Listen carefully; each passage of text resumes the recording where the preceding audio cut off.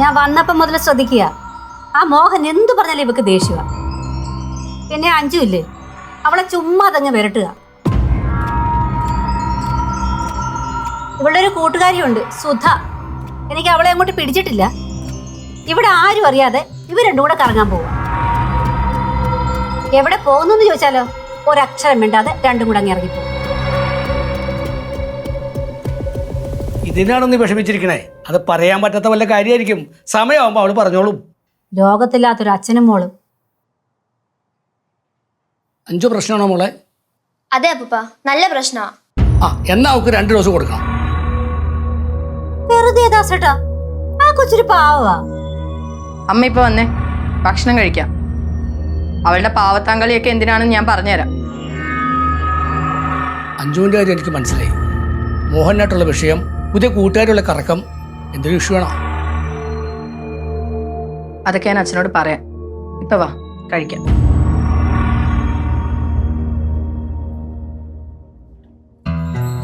തമാണോ?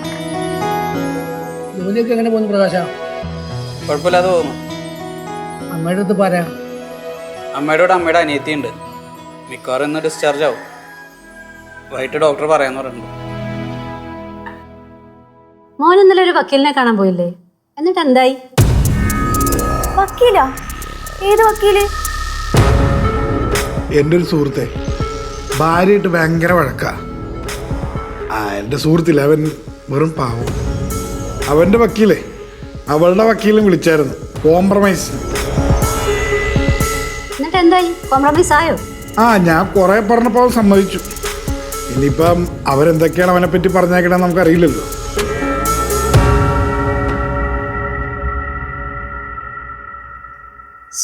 ഇപ്പോഴത്തെ പിള്ളേരുടെയൊക്കെ ഒരു കാര്യം, ഒന്ന് പറഞ്ഞ രണ്ടിനും വിവാഹമോചനത്തിന് ഏർപ്പെടുക. ഏട്ടൻ്റെ ഈ കൂട്ടുകാരനെ എനിക്കറിയാമ്മ. ഇവിടെ വന്നിട്ടുണ്ട്. ഒരു പാവം ചേട്ടനാ. ഈ ചേട്ടന്റെ ഭാര്യ ചേട്ടനറിയാതെ അവരുടെ ഒരു കൂട്ടുകാരനൊത്ത് ഹോസ്പിറ്റലിൽ ഗൈനക്കോളജിസ്റ്റിനെ കാണാൻ പോയി.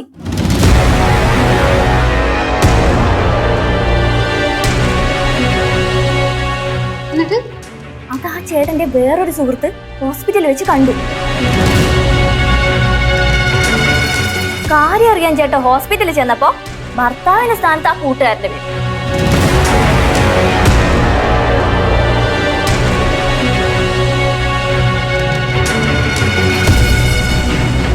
പാവ ആ ചേട്ടൻ.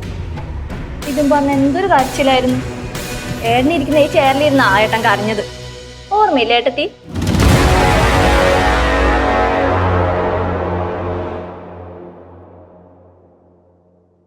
കോംപ്രമൈസ് ചർച്ചയൊക്കെ വിളിച്ചാലും ഇങ്ങനത്തെ കാര്യമൊക്കെ കോംപ്രമൈസ് ചെയ്തിട്ടും കാര്യമില്ല മോനെ.